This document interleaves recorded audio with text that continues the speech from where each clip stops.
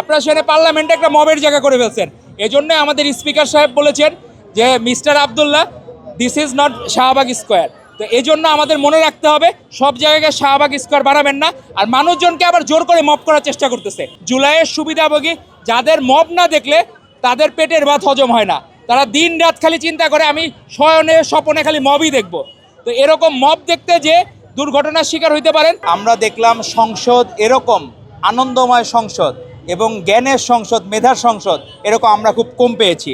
কিন্তু সমস্যা হচ্ছে আমাদের অনেক বন্ধুরা আছে, ভাইয়েরা জীবনের প্রথম সংসদে গেছে।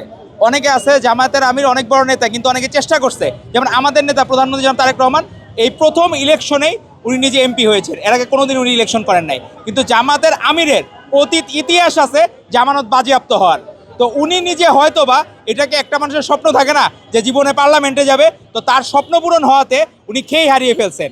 উনি গতকাল পার্লামেন্টে বলতেছেন যে আমরাও তো ভালো ছাত্র না, এইটা না। আমরা তো এটা ডিবেট করতে চাই না ভালো ছাত্র না খারাপ ছাত্র। আপনি ঢাকার মতো একটা আসনে আপনি প্রতিনিধিত্ব করেন, আপনি খারাপ ছাত্র হলে নিশ্চয়ই আপনাকে এমপি করতো না মানুষজন। যদি আপনার নিজের মনের ভিতর সন্দেহ থাকে, মানুষজন আপনাকে মনে করবে যে নিশ্চয়ই আপনি ইলেকশন ইঞ্জিনিয়ারিং মাধ্যমে আপনি এমপি হয়েছেন। আপনি নিজেই তো স্বীকার করতেছেন যে আপনি দুর্বল ছাত্র, তাহলে আপনি এমপি কীভাবে হইলেন? তো আপনি নিজের কথায় সাংঘর্ষিক কথাবার্তা বলতেছেন, এটা বাংলাদেশের মানুষ ভালোভাবে নিচ্ছে না। আপনি নিজেকে নিজেই বিতর্কিত করছেন। আর এই পার্লামেন্টে দেখলাম এত কিছুর আলোচনা হচ্ছে, তারা মূল আলোচনা থেকে দূরে সরে যাচ্ছে। তারা যেইখানে আওয়ামী নিষিদ্ধের দাবিতে তারা এখানে রাস্তায় মব করছে, সাধারণ মানুষের কি পরিমাণ কষ্ট গেছে। তখনও আমরা বলেছিলাম, আমাদের নেতা তারেক রহমান বলেছিলেন আওয়ামী লীগ নিষিদ্ধের দাবিতে সবচেয়ে অগ্রভাবে থাকবে বিএনপি। আজকে সেটি আবারও প্রমাণিত হলো সংসদে যে অগ্রভাবে ঠিকই বিএনপি ছিল। তো আপনারা নিজেরা কিন্তু কোনো কিছু বলেন না। আপনার এক্স অ্যাকাউন্ট হ্যাক হয়েছিল জামায়াতের আমিরের, নারীদেরকে, কর্মজীবী নারীদেরকে আপনি পেশা বলেছিলেন, পতিতা বলেছিলেন, কিন্তু আপনি প্রথমেই সংসদে বিচার চান নাই আমার এক্স অ্যাকাউন্ট কারা হ্যাক করেছে। তো এখন মানুষজন মনে করতেছে ঠাকুর ঘরে কেড়ে আমি কলা খাই না। তো সেই অবস্থা তৈরি হয়েছে। আপনি নিজে কেন নিজের এক্স অ্যাকাউন্ট হ্যাক করার জন্য দাবি চান? তাহলে আপনার মনের কথাটাই কিন্তু ওইটা ছিল।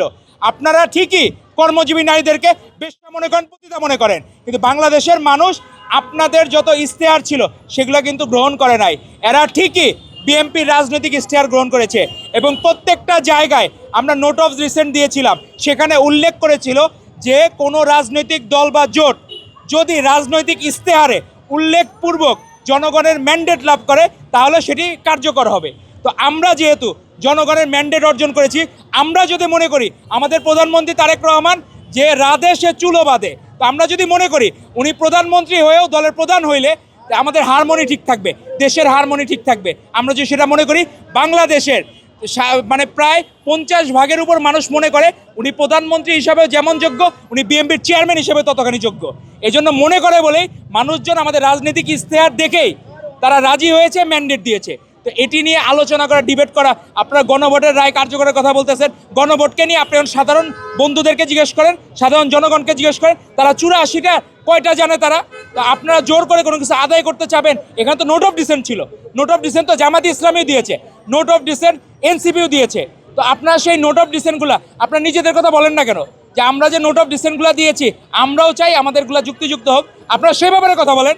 আপনারা সেখানে পার্লামেন্টে একটা মবের জায়গা করে ফেলছেন। এজন্য আমাদের স্পিকার সাহেব বলেছেন যে mister Abdullah, this is not Shahbag square. তো এই জন্য আমাদের মনে রাখতে হবে সব জায়গায় শাহবাগ স্কোয়ার বানাবেন না। আর মানুষজনকে আবার জোর করে মব করার চেষ্টা করতেছে। 7 জুলাই যোদ্ধারা সেখানে গেছে পার্লামেন্টে গেস্ট হিসাবে, তারা তাদের অধিকার আদায়ের। কোনো জুলাই যোদ্ধা যাতে কোনো দিন মামলার আসামি না হয়, কোনো দিন যাতে তাদের ভিক্টিমাইজ না হয়, সেজন্যই জুলাইকে নিরাপদ করার জন্য, জুলাই যোদ্ধাদেরকে নিরাপদ করার জন্যই কিন্তু অধ্যাদেশ জারি হয়েছে। তো জুলাইদের প্রকৃত বন্ধু হচ্ছে বিএনপি এবং তারেক রহমান। তো এই জুলাই যোদ্ধাদের মনের কথাগুলা তারেক রহমান যখন বুঝতে পেরেছেন, উনি তাদেরকে গেস্ট হিসাবে নিয়ে যে এরকম অনার করা, এটা কোনো দিন তো কেউ করে নাই। সেখানে দেখলাম আমাদের যারা ভাইয়েরা আছে, যারা সুবিধাভোগী, জুলাইয়ের সুবিধাভোগী, যাদের মব না দেখলে তাদের পেটের ভাত হজম হয় না, তারা দিন রাত খালি চিন্তা করে আমি শয়নে স্বপনে খালি মবই দেখব। তো এরকম মব দেখতে যে দুর্ঘটনার শিকার হইতে পারেন। আপনারা চিন্তা করেন এবার যে এমপি হয়েছেন ভবিষ্যতে আবার এমপি হইতে পারবেন কিনা, মানুষের মন জয় করতে পারবেন কিনা। এভাবে মব করে আর মানুষের মন জয় করা যায় না। আর প্রধানমন্ত্রী তারেক রহমান সেই দিন আমাদের ডাক্তার, একজন স্বাধীনতা পদক বিজয়ী কামরুল ইসলাম সাহেব, ওনার সাথে কিছু বিচ্ছিন্ন লোক মব করেছে, সেটিরও সমাধান করে দিয়েছেন প্রধানমন্ত্রী তারেক রহমান। ক্ষুদ্রাতি ক্ষুদ্র বিষয়ও নজরে রাখা যায় না আমাদের প্রধানমন্ত্রী জনাব তারেক রহমানের।